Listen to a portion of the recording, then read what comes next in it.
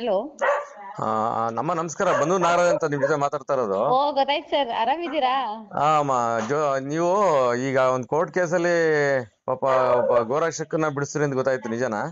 ಹಾ ಖಂಡಿತ ಸರ್, ಅವರು ಅಭಿಷೇಕ್ ಹುಡ್ಗ. ಹಾ ಹಾ ಹಾ ನೋಡಿ, ನಿಮ್ಗೆ ಇದೆಲ್ಲ ಸಮಸ್ಯೆ ಆಗಿತ್ತು ಕೊಳತೂರ್ ಭಾಗದಲ್ಲಿ, ನರಸೀಪುರ ಕೊಳತೂರ್ ಭಾಗದಲ್ಲಿ. ಹೌದು. ಪಾಪ ನೀವು ಅಲ್ಲೋಗಿ ಚಾಮರಾಜನಗರದಲ್ಲಿ ಹೋಗಿ ಸಹಾಯ ಮಾಡಿದ್ರ ಅಂದ್ರೆ ಬಹಳ ಪ್ರಶಂಸೆ ವ್ಯಕ್ತಪಡಿಸುವಂತದಮ್ಮ. ಹೌದು, ಇಲ್ಲಿ ನನಗೆ ಪ್ರೀ ಪ್ಲಾನಿಂಗ್ ಮಾಡಿ ಅವ್ರ ನಾಟಕಗಳು ಮಾಡಿದ್ರು ಸರ್. ಆದ್ರೆ ಭಗವಂತನ ಕಣ್ ತಪ್ಸಕ್ ಆಗಲ್ಲ, ಶಿಕ್ಷೆ ಅವನೇ ಕೊಡ್ತಾನೆ ಇವ್ರಿಗಷ್ಟೇ. ಅಮ್ಮ, ಇನ್ನೊಂದೇನು ಅಂದ್ರೆ ನೀವು ಮಾತಾಡೋದು ಅಷ್ಟು ಕೂಡ ರೆಕಾರ್ಡ್ ಆಗುತ್ತೆ. ನಾವೊಂದು ಆಡಿಯೋ ಸುದ್ದಿ ಮಾಡ್ಬೋದಾ ನಿಮ್ ಪರವಾಗಿ?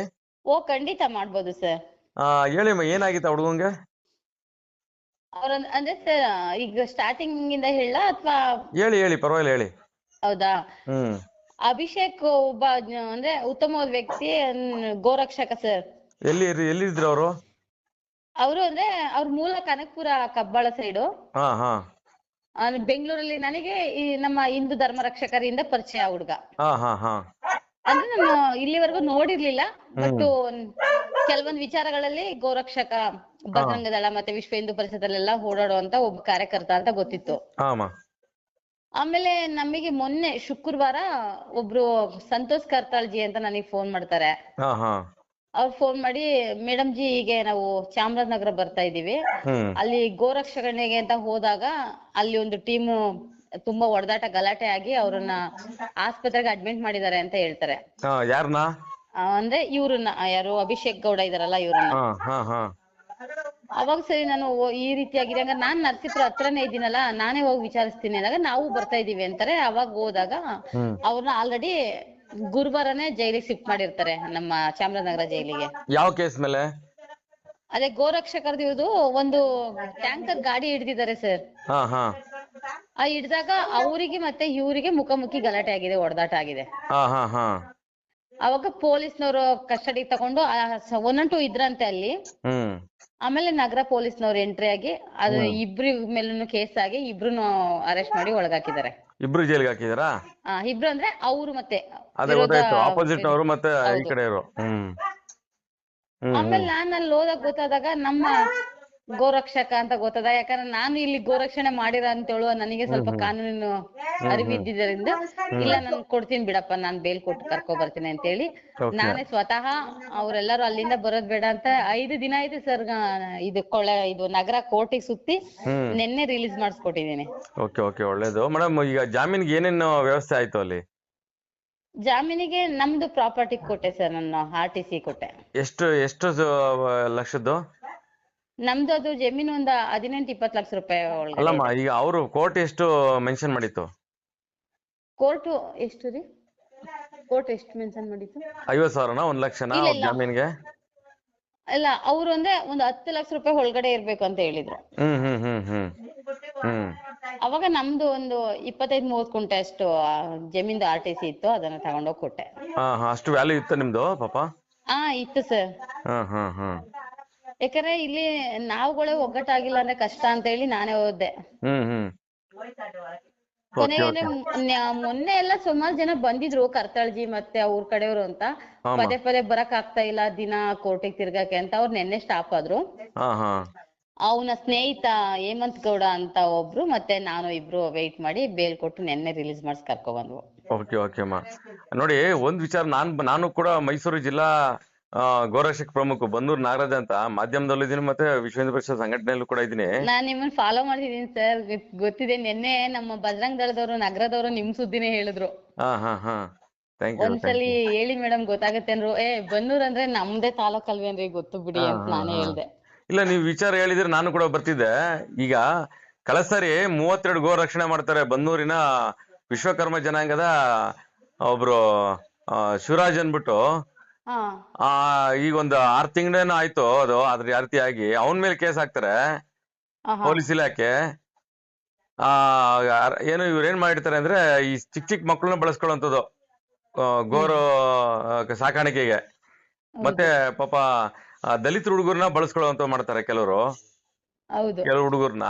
ಯಾಕೆಂದ್ರೆ ಫೈಟ್ ಮಾಡೋದಕ್ಕೆ ಈಸಿ ಆಗುತ್ತೆ, ಅವ್ರ ಮೇಲೆ ಕೇಸ್ ಆದ್ರೆ ಕಾನೂನಾತ್ಮಕವಾಗಿ ಬಿಡ್ಸ್ಕೊಂಡ್ ಬರ್ಬೋದು ಅನ್ನೋದು ಕೂಡ ಇರ್ತದೆ. ಮತ್ತೆ ಅತಿ ಹೆಚ್ಚು ಚಾಮರಾಜನಗರ ಸೈಡ್ ಅಲ್ಲಿ ಅತಿ ಹೆಚ್ಚು ಗೋ ಸಾಕಾಣಿಕೆಗಳಾಗ್ತಾ ಇದೆ. ಇವ್ರು ಏನ್ ಮಾಡ್ತಾರೆ ಗೊತ್ತಾಗ್ತಿಲ್ಲ ಪೊಲೀಸ್ ಇಲಾಖೆ. ನಾನ್ ತುಂಬಾ ಕೇಳ್ಪಟ್ಟೆ ಸರ್, ಅಲ್ಲಿ ತುಂಬಾ ಅಂದ್ರೆ ಗಡಿ ರಾಜ್ಯ ಆಗಿರೋದ್ರಿಂದ ತುಂಬಾ ಯಥೇಚ್ಛವಾಗಿ ಹೋಗ್ತಾ ಇದೆ ಅಲ್ಲಿ. ಹೌದು, ಏನ್ ಮಾಡ್ತಾರೆ ಪೊಲೀಸ್ ಇಲಾಖೆ? ಕಳೆದ ಸಾರಿ ನಾನು ದೊಡ್ಡ ಹೋರಾಟ ಮಾಡಿ ಅದನ್ನ ದೊಡ್ಡ ಸುದ್ದಿ ಕೂಡ ಮಾಡಿದೀನಿ. ನನ್ನ ಮೇಲೆ ಧಮಕಿ ಹಾಕ್ತಾರೆ, ನ್ಯೂಸ್ ಅಳಿಸಿ ಅಂತ. ನಾನು ಅಳಿಸ್ಲಿಲ್ಲ ಅದು, ಆಯ್ತಾ. ಹೌದು, ಆಮೇಲೆ ನಿಮ್ಮಂತವ್ರನ್ನ ಬಿಟ್ಟಿಲ್ಲ ಅಂದ್ರೆ ಇನ್ ನನ್ನ ಬಿಡ್ತಾರ ಆ ರೀತಿ ಇಲ್ಲ ಇವ್ರು. ಇಲ್ಲ ಇಲ್ಲ, ಆ ರೀತಿ ಎಲ್ಲ ಏನು ಮಾಡಕ್ಕಾಗಲ್ಲ. ಕಾನೂನಾತ್ಮಕವಾಗಿ ಏನೇನೋ ಸುಳ್ಳು ಕೇಸ್ ಹಾಕಿದ್ರೆ ಇನ್ಸ್ಪೆಕ್ಟರ್ ಕೂಡ ಅವ್ರು ಜೈಲ್ ಪಾಲಾಗ್ತಾರೆ. ಕಾನೂನು ಇದೆ ಆತರ. ಹೌದು. ಬಟ್ ನಾವೇನ್ ಮಾಡ್ಬೇಕು ಅಂದ್ರೆ, ಗೋರಕ್ಷಣೆ ಮಾಡ್ಬೇಕಾದ್ರೆ ಸಂಬಂಧಪಟ್ಟಂತ ಇಲಾಖೆಗಳು ಯಾವ್ದಿದೆ, ಉದಾಹರಣೆಗೆ ಪಶು ಇಲಾಖೆ ಹೌದು. ಮತ್ತೆ ಪೊಲೀಸ್ ಇಲಾಖೆ, ಅವ್ರನ್ನ ಕರ್ಸ್ಕೊಂಡು ಮಾಡ್ಬೇಕು ನಾವು. ಹೌದು ಸರ್. ಹಾಗಾಗಿ ನಾವ್ ಏಕಾಏಕಿ ಹೋದಾಗ ಈ ತರ ಸಮಸ್ಯೆಗಳಾಗುತ್ತೆ. ಅವ್ರು ಬೇಕು ಅಂತಾನೆ ಜಗಳ ಆಡ್ತಾರೆ, ಜಗಳ ಆಡಿದಾಗ 2 ಕೇಸ್ ಆಗುತ್ತೆ. ಈ ರೀತಿ ಎದುರಿಸುವಂತ ಕೆಲಸಗಳು ಮಾಡ್ತಾರೆ. ಬಟ್ ನೀವು ಪಾಪ ನೀವೊಂದ್ ಸಣ್ಣ ಹಳ್ಳಿಲಿ ಇತ್ಕೊಂಡು ಗೋರ್ ಸಂರಕ್ಷಣೆಗೋಸ್ಕರ ಇಡೀ ತಾಲೂಕ್ನ ಎದುರಾಕೊಂಡಂತವ್ರು ನೀವು, ನರಸೀಪುರ ತಾಲೂಕಲ್ಲಿ. ಹೌದು ಸರ್. ಬಹಳ ಖುಷಿ ಆಗುತ್ತೆ. ಒಬ್ರು ಹೆಣ್ಮಗಳಾಗಿ ಇಷ್ಟು ಹೋರಾಟ ಮಾಡಿ ಅವ್ರನ್ನ ನಿಮ್ಮ ಆಸ್ತಿ ಕೊಟ್ಟು ಅವ್ರನ್ನ ಕರ್ಕೊಂಡ್ ಬಂದಿದ್ದೀರ ಹೊರಗಡೆ ಅಂತಂದ್ರೆ ನಿಜವಲ್ಲೂ ಇಡೀ ರಾಜ್ಯನೇ ಮೆಚ್ಚುವಂತ ಕೆಲಸ.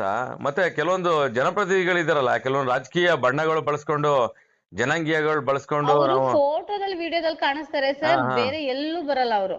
Okay okay okay. ನಿನ್ನೆ ನೀವು ನೋಡಿ, ಈಗ ನಾನು ಉದಾಹರಣೆಗೆ ಕೋರ್ಟ್ ಹತ್ರ ನಾನು ಒಬ್ಳೆ ಮುಖ್ಯವಾಗಿ ಕಾಯ್ಕೊಂಡು ಕೂತಿದ್ದೀನಿ ಅಲ್ಲಿ.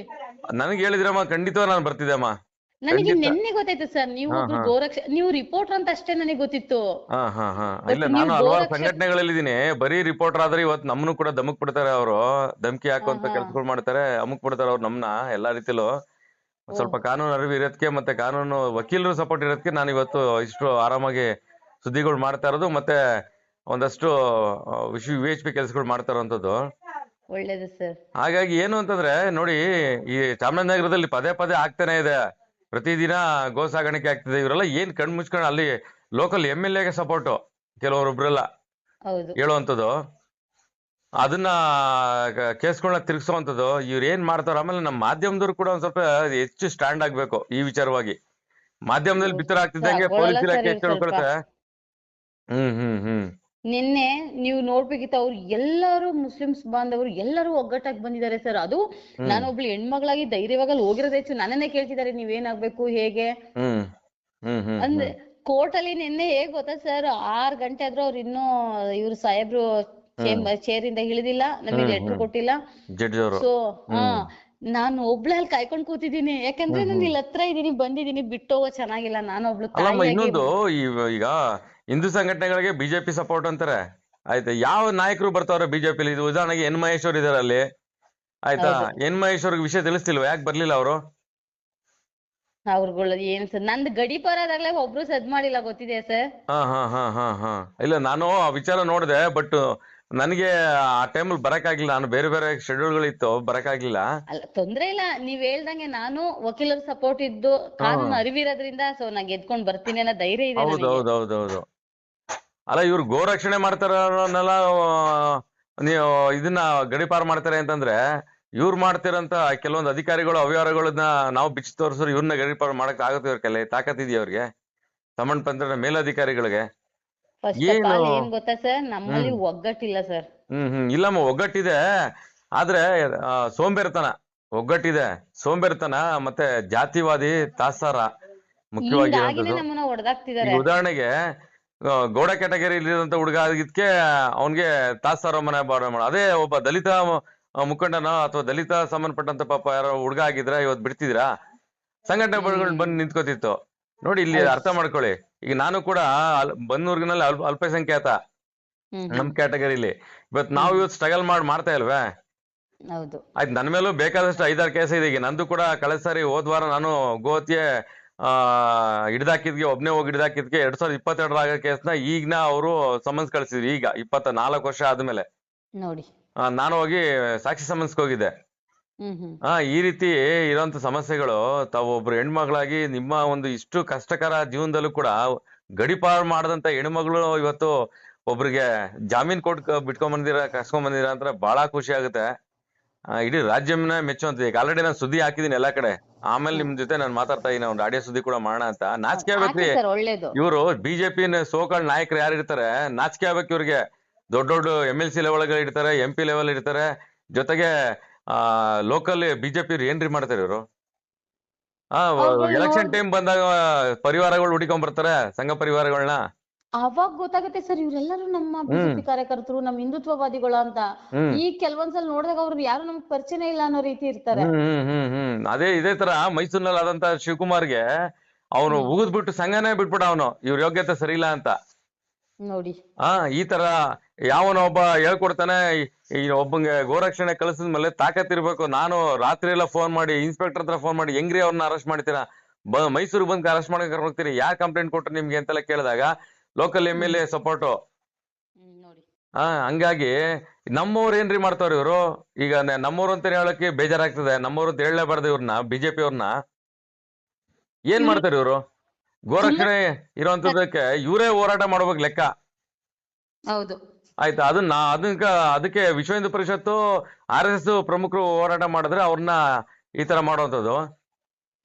ನನಗೆ ಇವ್ರು ಏನ್ ಹೇಳ್ತಾರೆ ಗೊತ್ತಾ ಸರ್, ಕೆಲವೊಂದ್ ಜನ ಇಲ್ಲಿರೋ ನಾಯಕರುಗಳು ಈಚೆಗೆ RSS ಅವರು ಟ್ರೈನಿಂಗ್ ಕೊಟ್ಬಿಟ್ಟಿದಾರೆ, ಅದಕ್ಕೆ ಇವಳು ಶೆಡ್ಯೂಲ್ ಕ್ಯಾಸ್ಟ್ ಅಂತಾರೆ. ನಿನ್ನೆ ನಾನು ಅಲ್ಲಿ ಹೋದ್ನಲ್ಲ ಸರ್ ಹುಡುಗನ್ ಬೇಲಿಗೆ, ಅವಾಗ ಹೋದಾಗ ನಾನು ಬೇರೆ ನಿಮ್ಗೂ ನನ್ ಬಗ್ಗೆ ಗೊತ್ತಿರುತ್ತೆ ಅನ್ಸುತ್ತೆ ಸರ್, ನಾನು ಯಾವುದೇ ಅಪೇಕ್ಷೆ ಇಟ್ಕೊಳಲ್ಲ ಸರ್, ಮಾಡೋಣ. ನಾನು ಅಲ್ಲಿ ಹೋದೆ, ನಾನು ಹೋಗಿ RTC ಕೊಟ್ಟು ಎಲ್ಲ ರೆಡಿ ಮಾಡಿಸಿದಾಗ ಇವ್ಳು ಅಂದ್ರೆ ಅಲ್ಲೊಂದು ಯಾವ್ದೋ ಒಂದು ಸ್ಟ್ರೈಕ್ ನಡೀತಾ ಇತ್ತು. ಇದಕ್ಕೆಲ್ಲ ಬರಕ್ ಆಗ್ತಿಲ್ಲ, ಇಂಥದಕ್ಕೆ ಓಡಾಡ್ತಾಳೆ, ಈ ರೀತಿಗಳು ಸುಮ್ನೆ ಸರ್. ಇಲ್ಲ ಸರ್, ನಾನು ಈ ದೇಶದಲ್ಲಿ ಹುಟ್ಟಿದೀನಿ, ಈ ಧರ್ಮನ ಪ್ರೀತಿಸ್ತೀನಿ, ನನ್ ಕೈಲಾಗಿದ್ ನಾನು ಮಾಡ್ತೀನಿ ಅಷ್ಟೇ. ನಾನು ಖಂಡಿತ ಹಂಗೆ ಅಂದ್ರೆ ನೋಡಿ, ಇವತ್ತು ಆಗ್ತಿರೋಂತ ರಾಜಕೀಯ ವಿದ್ಯಮಾನಗಳಲ್ಲಿ, ಇವತ್ತು ರಾಜಕೀಯ ಕೆಸರಾಟಗಳಲ್ಲಿ ದಲಿತರಿಗೆ ಕೊಟ್ಟಿರೋಂತ ಸ್ಪೆಷಾಲಿಟಿ ಏನ್ ಕೊಟ್ಟಾರ್ರಿ ಇವರು? ಹೌದು ಆಯ್ತಾ, ಎಲ್ಲ ಇವರೇ ಇಸ್ಕೊಂಡ್ ತಿಂದವ್ರು ಇವರು, ಯಾವ್ದೇ ರಾಜಕೀಯ ಪಕ್ಷ ಆಗ್ಲಿ ಅದು. ಆಯ್ತಾ, ಆ ದಲಿತರಿಗೆ ಯಾರು ಕೂಡ ಈ ಕಣ್ಣೋರ್ಸೋ ಕೆಲಸ ಮಾಡಿಲ್ಲ.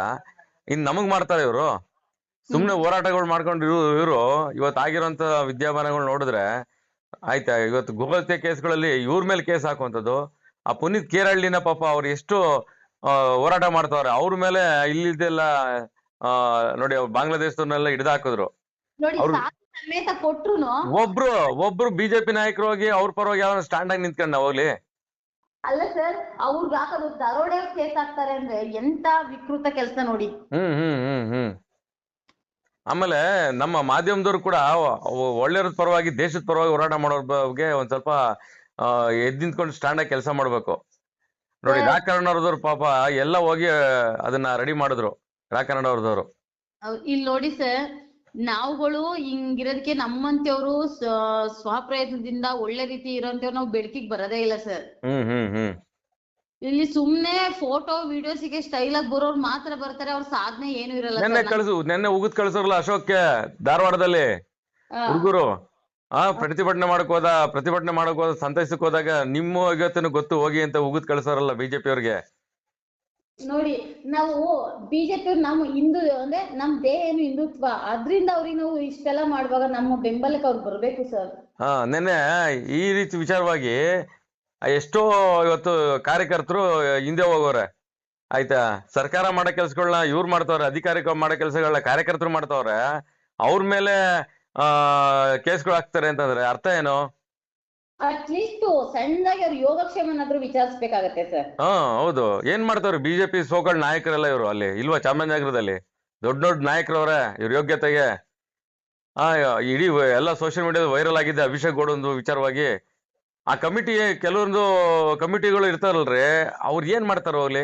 ಗೌಡ ಕ್ಯಾಟಗರಿಲಿ ಎಷ್ಟೋ ಜನ ಸಂಘಟನೆಗಾರ ಇರ್ತಾರ, ಅವ್ರು ಏನ್ ಮಾಡ್ತಾ ಇದಾರೆ ನೋಡಿ. ನೀವು ಒಬ್ರು ದಲಿತ ಹೆಣ್ಮಕ್ಳಾಗಿ ಆ ಒಂದು ಹುಡುಗನ ಹೋಗಿ ರಕ್ಷಣೆ ಮಾಡಿದಿರಿ, ಬೇಲ್ ಕೊಟ್ಟಿದಿರಿ, ನಿಮ್ಮ ಒಂದು ಎಲ್ಲಾ ತರನು ಸಹಾಯ ಮಾಡಿದಿರಿ. ಇವ್ರು ಏನ್ ಮಾಡ್ತಾರೆ ಇವ್ರು? ಅವ್ರವ್ರೆ ತಿಳ್ಕೊಬೇಕು ಸರ್. ಮಾನ ಮರ್ಯಾದೆ ಇದೆ ಬಿಜೆಪಿ ಅವ್ರಿಗೆ. ಇವ್ರಿಗೆ ಅವ್ನ್ ಯಾವನ್ನ ಫೋನ್ ಮಾಡ್ಲಿ, ನನಗೆ ಇದೇ ವಿಚಾರ ಸುದ್ದಿ ಮಾಡ್ತೀನಿ, ಮಾತಾಡ್ತೀನಿ, ತಾಕತ್ತೀರ ಬಂದ್ ಮಾತಾಡ್ಲಿ ನನ್ನ ಜೊತೆಲಿ, ಡಿಬೇಟಿಗೆ ಬರ್ಲಿ ಅವ್ರು, ಯಾವುದೇ ರಾಜಕೀಯ ಪಕ್ಷಗಳಾದ್ರು. ಅಲ್ಲ, ಇವತ್ತು ಕೇಂದ್ರ ಸರ್ಕಾರ ಕೊಟ್ಟಂತದ್ದು, ಹೈಕೋರ್ಟ್ ಕೊಟ್ಟಂತ ಆದೇಶ, ಗೋಹತ್ಯೆ ಕೇಸಲ್ಲಿ ಯಾವ್ದೇ ರೀತಿಯಂತ ಮಣೆ ಹಾಕುವಂತ ಇಲ್ಲ ರಾಜ್ಯ ಸರ್ಕಾರ ಯಾವ್ದೇ ಆಗ್ಲಿ. ನೋಡಿ, ನೀವು ಬಹಳ ಖುಷಿ ಪಡುವಂತ ವಿಚಾರ, ಇಷ್ಟು ಎಲ್ಲ ನೀವು ಮಾಡಿದೀರಾ ಅಂದ್ರೆ. ಅಲ್ಲಿ ಹೆಂಗ್ ಗೊತ್ತಾ ಸರ್, ನನಗೆ ಕಣ್ಣಲ್ಲಿ ಭಯ ಇಲ್ಲ ಇರ್ಬೇಕು. ಅಲ್ಲಿ ಇದ್ದಾಗ ಅಷ್ಟು ಜನ ಇದಾರೆ, ನಾನು ಒಬ್ಳು ಹೆಣ್ಮಗಳು ಬಿಟ್ರೆ ಯಾರು ಇಲ್ವೇ ಇಲ್ಲ ಅಲ್ಲಿ. ಅಲ್ಲಿ ಜಡ್ಜ್ ಅವರು ಇಳಿದ ತಕ್ಷಣ ಲೆಟರ್ ಇಸ್ಕೊಂಡು, ಆ ಹುಡ್ಗನ್ ಸ್ನೇಹಿತ ಒಬ್ರು ಹೇಮಂತ್ ಗೌಡ ಅಂತ, ಆಮೇಲೆ ಬಜರಂಗ್ ದಳದವ್ರು ಒಬ್ರು ರಮೇಶ್ ಅಂತ ಬಂದ್ರು, ಮತ್ತೆ ರಮೇಶ್ ಅಂತ. ಆದ್ರೆ ಅವ್ರು ಮಾಮೂಲಿ ಮಾತಾಡ್ಸಿ ಹೋದ್ರು. ಹ್ಮ್ ಅವಾಗ ಜೈಲ್ ಹತ್ರ ಹೋಗಿ ಅಲ್ಲಿ ರಿಕ್ವೆಸ್ಟ್ ಮಾಡಿ ಸರ್ ಟೈಮ್ ಹೋಗಿದೆ ಅಂದಾಗ ಇಲ್ಲ ಸರ್ ಬಿಟ್ಕೊಡಿ ಸರ್ ನಾವು 3 ದಿನ ಕಾಯ್ದಿದೀವಿ ಅಂತ ಹೇಳಿ ಅಲ್ಲಿ ಒಬ್ರು ಬೇರೆ ಇನ್ಸ್ಪೆಕ್ಟರ್ ಹತ್ರ ಹೇಳಿಸಿ ಆಮೇಲೆ ಅದನ್ನೆಲ್ಲ ಆಗಿ ರಿಲೀಸ್ ಆದ್ಮೇಲೆ ಆಮೇಲೆ ಕರ್ಕೊಬಂದು 10 ನಿಮಿಷ ಕೂರ್ಸಿ ಮಾತಾಡ್ಸಿ ಹೋಗ್ಬಪ್ಪ ಅಂತ ಕಳಿಸ್ಕೊಟ್ಟೆ. ಓಕೆ ಓಕೆ ಅಣ್ಣ, ಅವ್ರದ್ದು ಅಭಿಷೇಕ್ ಕೂಡ ನಂಬರ್ ಕೊಡಿ, ಏನಾಯ್ತು ಅಂತ ಕೂಡ ನಾನು ಇದನ್ನ ಸುದ್ದಿ ಕೂಡ ಆಡಿಯೋ ಸುದ್ದಿ ಅವಂದು ಕೂಡ ಮಾಡ್ತೀನಿ. ನೀವ್ ಆತರ ಇದ್ದಾಗ ಒಂದ್ ಫೋನ್ ಮಾಡಿ, ನಾನು ಬಂದೇ ಬರ್ತೀನಿ ಖಂಡಿತ. ಸೊ ಸರ್ ನಾನು ನಿಮಗೆ ಬಂದ್ರೆ ನಾನು ಒಂದ್ ವಿಡಿಯೋ ನೋಡಿದೆ ನಿಮ್ದು, ಏನಂದ್ರೆ ಬಸ್ ನಿಲ್ಸಿರ್ಲಿಲ್ಲ ನೋಡಿ ಬರುವಾಗ ಈ ಕಡೆ ಗಾಡಿಗಳು, ಅದ್ರದ್ದೊಂದು ವಿಡಿಯೋ ಅವೆಲ್ಲ ನೋಡಿದ್ದೆ. ಬಟ್ ಗೋರಕ್ಷಕ ಅಂತ ನಿನ್ನೆ ಗೊತ್ತಾಯ್ತು. ಅವ್ರು ರಮೇಶ್ ಹೇಳಿದ್ರು ನನ್ಗೆ, ಬಜರಂಗ ದಳದವ್ರು ಇದಾರಲ್ಲ ಅವ್ರು ತುಂಬಾ ಜೆಂಟ್ಲ್ಮನ್ ಇದಾರೆ ನೋಡಿ ಮೇಡಮ್ ನಿಮ್ಮ ಬನ್ನೂರವ್ರು ಅಂದಾಗ ಗೊತ್ತಿದೆ ಅಂದಾಗ ಅವ್ರು ಗೋರಕ್ಷಕರು ಮೇಡಮ್ ಅಂತ ಹೇಳಿದ್ರು. ಹೌದು, ಗೋರಕ್ಷಕ ಪ್ರಮುಖ ಅಂತ ಇಡೀ ಎಲ್ಲಾ ಅಧಿಕಾರಿಗಳು ಗೊತ್ತು. ನಂದು ಫೋನ್ ಕೂಡ ಟ್ರಾಪ್ ಆಗುತ್ತೆ, ನನ್ ಫೋನ್ ಟ್ರ್ಯಾಕ್ ಮಾಡ್ತಾರೆ, ವಾಟ್ಸಪ್ ಬ್ಯಾನ್ ಮಾಡ್ತಾರೆ, ಸೋಷಿಯಲ್ ಮೀಡಿಯಾ ಚೆಕ್ ಮಾಡೋಂತ ಮುಟ್ಟಾಳ ಅಧಿಕಾರಿಗಳು ಅವ್ರೆ. ಜೊತೆಗೆ ಕೆಲವೊಂದು ವಿಡಿಯೋಸ್ನೇ ರಿಪೋರ್ಟ್ ಆಗಿ ಡಿಲೀಟ್ ಮಾಡ್ಸಿದ್ದಾರೆ. ಆತರ ತುಂಬಾ ಇದಾರೆ ಸರ್. ಅಲ್ಲ ಇವ್ರದ್ದು ಇವ್ರು ಯಾವ ಪೊಲೀಸ್ ಇಲಾಖೆ ಯಾರಿದ್ದಾರೆ, ಕ್ರೈಮ್ ಬ್ರಾಂಚ್ ಅವರು, ಇವ್ರ ಫೋನ್ಗಳೆಲ್ಲ CDR ಕೊಟ್ಟು ಕೋರ್ಟ್ಗೆ ನಾವು ಹಾಕಿದ್ರೆ ಇವ್ರ ಯೋಗ್ಯತೆಗಳ ಗೊತ್ತಾಗ್ತದೆ, ಇವ್ರದ್ದು ಲಂಚ ಬಾಕದ ಹಣೆ ಬರಗಳೆಲ್ಲ ಗೊತ್ತಾಗ್ತದೆ. ನಮ್ನೆಲ್ಲ ಟ್ರ್ಯಾಕ್ ಮಾಡೋದು ಇವ್ರು, ನಾವ್ ಯಾರ ಜೊತೆ ಮಾತಾಡ್ತೀವಿ, ನಮ್ಮಂತ CDR ಹಾಕೋದಲ್ಲ, ನಮ್ಮ ವಾಟ್ಸಪ್ ಬ್ಯಾನ್ ಮಾಡೋದಲ್ಲ ಇವ್ರು. ಅಲ್ಲ ನಮ್ಗೇನ್ ಕಾನೂನು ಗೊತ್ತಿಲ್ಲದೇನಿಲ್ಲ, ನಮ್ ಬುಡಕ್ ಬಂದಾಗ ಇವ್ರ ಬುಡಕ್ ಬಿಸಿ ಕಾಯಿಸ್ತೀವಿ ಗ್ಯಾರಂಟಿ. ಹಾಗಾಗಿ ನಮ್ನು ಹಲವಾರು ಕೇಸ್ಗಳ ಮೇಲೆ ಹಾಕಿದ್ರೆ ಸುದ್ದಿ ಮಾಡಕ್ ಹಾಕ್ತಾರೆ, ಹೋರಾಟ ಮಾಡಕ್ ಹಾಕ್ತಾರೆ. ಎಲ್ಲ ಇವ್ರು ಏನ್ ಮಾಡಿದ್ರು ಕೂಡ ನಾವು ಬಗ್ಗಲ್ಲ. ನೆನ್ನೆನೂ ಕೂಡ ಒಗ್ದೀನಿ ಕೆಲವರು ಕಾರ್ಯಕರ್ತರಿಗೆ, ನರಸೀಪುರದಲ್ಲಿ ಲೈವ್ ಅಲ್ಲೇ ಒಗ್ದೀನಿ ನೋಡಿ, ಮಾಧ್ಯಮದವ್ರು ಒಳಗ್ ಬಿಡಕ್ ಯೋಗ್ಯತೆ ಇಲ್ಲ ನಿಮ್ಗೆ ಅಂತ ನೋಡಿ. ಹಂಗಾಗಿ ಈ ತರ ಆದ್ರೆ ನೋಡಿ, ಇವತ್ತು ಬನ್ನೂರಿನಲ್ಲಿ ಕೂಡ ಹಲವಾರು ಕಂಟೈನರ್ಗಳಲ್ಲಿ ಹೋಗ್ತಾ ಇದೆ. ಆಯ್ತು, ಏನ್ ಮಾಡ್ತಾರೆ ಅಧಿಕಾರಿಗಳು? ಅದೇ ನಮ್ಮಂತವ್ರು ಹೋದಾಗ ನಮ್ಮಂತವ್ರನ್ನ ಲಾಕ್ ಮಾಡ್ತಾರೆ ಸರ್. ಧಮಕಿ ಹಾಕಿ ಎದುರಿಸುವಂತ ಕೆಲಸನ ಮಾಡಿ ನಮ್ಮನ್ನ ಒಳಗಾಕುವಂತ. ನಮ್ಮನ್ನ ಲಾಕ್ ಮಾಡಿದ್ರೆ ನಾವು ಅವ್ರ ಮೇಲೆ ರಿಟರ್ನ್ ಕಂಪ್ಲೇಂಟ್ ಕೊಡ್ತೀವಲ್ಲ. ಇವರು ಶಾಮೀಲಾಗಿ ಗೋತೆ ಜೊತೆಲಿರುವಂತವ್ರನ್ನ ಶಾಮೀಲಾಗಿ ಇವ್ರು CDRಗಳನ್ನ ಚೆಕ್ ಮಾಡಿ, ಇವ್ರ ಮೊಬೈಲ್ಗೂ ಟ್ರ್ಯಾಕ್ ಮಾಡಿ, 2 ಮೊಬೈಲ್ ಮಡಿಕಿರ್ತಾರೆ, ಪರ್ಸನಲ್ ಆಫೀಸ್ ಮೊಬೈಲ್ ಮಡಿಕಿರ್ತಾರೆ, ಇವ್ರನ್ನ ಚೆಕ್ ಮಾಡಿದ್ರೆ ನಾನು ಕೂಡ ಕೋರ್ಟ್ ಕೇಸ್ ಹಾಕ್ತೀನಿ. ಮಾಡ್ಬೇಕು ಇವ್ರದ್ದು. ಯಾಕೆಂದ್ರೆ ಏನ್ ಪೊಲೀಸ್ ಇಲಾಖೆ ಅಂದ್ರೆ ಎಲ್ಲಾರು ಬಾಬಾ ಸಾಹೇಬ್ರಿಗೆ ಕೊಟ್ಟಂತ ಸಂವಿಧಾನ ಅಡಿಲೇ ಇವ್ರು ಮಾಡುವಂತ ಕೆಲಸಗಳು ಎಲ್ಲಾರು ಕೂಡ ಅವ್ರು ಒಬ್ರು ಅಧಿಕಾರಿ ಅಷ್ಟೇ, ನಾವು ಕೊಟ್ಟಂತ ಸಂಬಳಕ್ಕಿರುವಂತ ಅಧಿಕಾರಿಗಳು ಅಷ್ಟೇ ಇವರೆಲ್ಲ. ಹಂಗಾಗಿ ಎಲ್ಲ ಪೊಲೀಸ್ ಮಾಡೋ ಕೆಲಸ ನಾವು ಮಾಡ್ತಾ ಇದೀವಲ್ಲಮ್ಮ. ಆಯ್ತಾ? ಅಭಿಷೇಕ್ ಇದನ್ನಲ್ಲ, ಒಂದು ಮೊಬೈಲ್ ನಿನ್ನೆ ರೈಟ್ ಇರ್ಲಿಲ್ಲ ಸ್ಟೇಷನ್ ಅಲ್ಲಿ, ಅದಕ್ಕೆ ಬೆಳಿಗ್ಗೆ ಕೊಡ್ತೀನಿ ಅಂದ್ರು. ಸೊ ನಾನ್ ಇವಾಗ ನಗರ ರೆಡಿಯಾಗಿ ಹೋಗಿ ಇಸ್ಕೊ ಬರ್ಬೇಕು, ಕೊಡ್ತೀನಿ ನಾನು. ಯಾಕೆ ರೈಟರ್ ಯಾಕೆ ಇರ್ಲಿಲ್ಲ? ರೈಟರ್ ಡ್ಯೂಟಿ ಅವರ್ ಬೇರೆ ರೈಟರ್ ಇರ್ಬೇಕು ತಾನೆ. ಅಂದ್ರೆ ಲಾಕ್ ಮಾಡ್ಕೊಂಡು ಹೋಗಿದ್ದಾರೆ, ಯಾರು ಇಲ್ಲ ಅಂದ್ರು. ಸೊ ಹಂಗಲ್ಲ ಕೇಳಿ, ಆಸ್ ಪರ್ ರೂಲ್ ಆ ವ್ಯಕ್ತಿ ಲಾಕ್ ಮಾಡ್ಕೊಂಡು ಹೋಗೋರೆ ಅಂತಾರ, ಆ ಲಾಕರ್ ಸ್ಟೇಷನ್ ತಾನೆ. ಯಾರು ರೈಟರ್ ಇರ್ತಾರ ಅವ್ರಿಗೂ ಕೂಡ ಲಾಕರ್ ಓಪನ್ ಇರುತ್ತೆ. ಅವ್ರ ರೈಟರ್ ಹತ್ರ ಮಾತಾಡಿ ಏನ್ ಆಸ್ ಪರ್ ಪ್ರೊಸೀಜರ್ ಏನಿರುತ್ತೆ ಅದನ್ನ ಅವರು ಇನ್ನೊಬ್ಬ ರೈಟರ್ ಕೊಡೋಂತ ರೈಟ್ಸ್ ಇರುತ್ತೆ. ಹೌದು. ಈಗ ಉದಾಹರಣೆಗೆ ಯಾರೋ ಒಬ್ಬ ರೈಟರ್ ಒಬ್ಬ ಸತ್ತೋಗ್ಬಿಡ್ತಾನೆ ಅನ್ಕೊಳ್ಳಿ, ಆಯ್ತಾ? ಹಂಗಾರೆ ಅವ್ನ್ ಬರೋವರೆಗೂ ಹಂಗಾರೆ ಅವ್ನ್ ಸತ್ತೋಗ್ಬಿಟ್ಟು ಅವ್ನಿಗೆ ಇನ್ನೊಂದ್ಸರಿ ಮೊಬೈಲ್ ಕೊಡಂಗಿಲ್ವ? ಹಂಗಾರೆ ಸತ್ತೋಗೋನಪ್ಪ, ಹಂಗಾರೆ ಮೊಬೈಲ್ ಕೊಡಲ್ಲ ಅಂತಾರೆ. ಹಾಗಾರೆ ಕೇಳಿದೆ ನಾನು ಅವ್ರಿಗೆ, ಇದೇನು ಅವ್ರ ಪರ್ಸನಲ್ ಮನೆನೇನ್ರಿ, ಅವ್ರು ಒಬ್ರೆ ಬೀಗ ಹಾಕೊಂಡ್ ಹೋಗಕ್ಕೆ ಅಂತ. ಆಮೇಲೆ ನನಗೂ ತುಂಬಾ ಟಯರ್ಡ್ ಆಗಿತ್ತು ಸರ್, 9 ಗಂಟೆ ನೈಟ್ ಆಗ್ಬಿಟ್ಟಿತ್ತು. ಸರಿ ನಡಿಯಪ್ಪ, ಮಳೆ ಫುಲ್ ಇತ್ತು ಸರ್ ನಿನ್ನೆ ಆ ಕಡೆ ಎಲ್ಲ. ಓಕೆ. ಅದಕ್ಕೆ ತುಂಬಾ ಸಂತೋಷ. ಯಾಕೆಂದ್ರೆ ನೋಡಿ, ಇಷ್ಟು ಚರ್ಚೆಗಳಾಗುತ್ತೆ ಇವತ್ತು. ಒಂದು ಹೆಣ್ಮಗಳಾಗಿ ಬಹಳ ಖುಷಿ ಆಗುತ್ತೆ ಇಷ್ಟು ನೀವು ಹೋಗಿ ಹೋರಾಟ ಮಾಡಿರೋದು. ಬಿಜೆಪಿ ಓಕೆ, ಶೇಮ್ ಆಗ್ಬೇಕು ಆಯ್ತಾ. ವೋಟ್ ಬ್ಯಾಂಕ್ ಬಂದಾಗ ಮಾತ್ರ ಸಂಘ ಪರಿವಾರಗಳನ್ನ ಕೇಳ್ಕೊಂಡ್ ಬರ್ತಾರೆ. ವಿಶ್ವ ಹಿಂದೂ ಪರಿಷತ್ RSS ನವ್ರನ್ನ ಬಕೆಟ್ ಹಿಡಿತಾರೆ ಬಂದಿವರು. ಒಬ್ಬ ಹಿಂದೂ ಕಾರ್ಯಕರ್ತನ ಗೋರಕ್ಷಕನ ಸಪೋರ್ಟ್ ಮಾಡಕ್ ಆಗಿಲ್ಲ ಇವ್ರ ಯೋಗ್ಯತೆಗೆ. ಆ ಚಾಮರಾಜನಗರದಲ್ಲಿ ಅಷ್ಟು ದೊಡ್ಡ ಲೀಡರ್ಗಳವ್ರೆ. ನಾಚಿಕೆ ಆಗ್ಬೇಕು ಇವ್ರಿಗೆ. ಇಷ್ಟು ಕೂಡ ಸುದ್ದಿ ನಾನು ಆಲ್ರೆಡಿ ಈಗ ನಾನು ಸುದ್ದಿ ಮಾಡ್ತೀನಮ್ಮ. ಇಲ್ಲ ಮಾಡಿ, ನಿಮ್ದು ರೆಕಾರ್ಡಿಂಗ್ ಆಫ್ ಆಗಿದೆ, ಏನೋ ಹೇಳ್ಬೇಕಿತ್ತು ಸರ್ ನಾನು. ಇಲ್ಲಮ್ಮ, ರೆಕಾರ್ಡಿಂಗ್ ಆಫ್ ಆಗಿಲ್ಲ, 1 ನಿಮಿಷ ಆಗೇರಿ.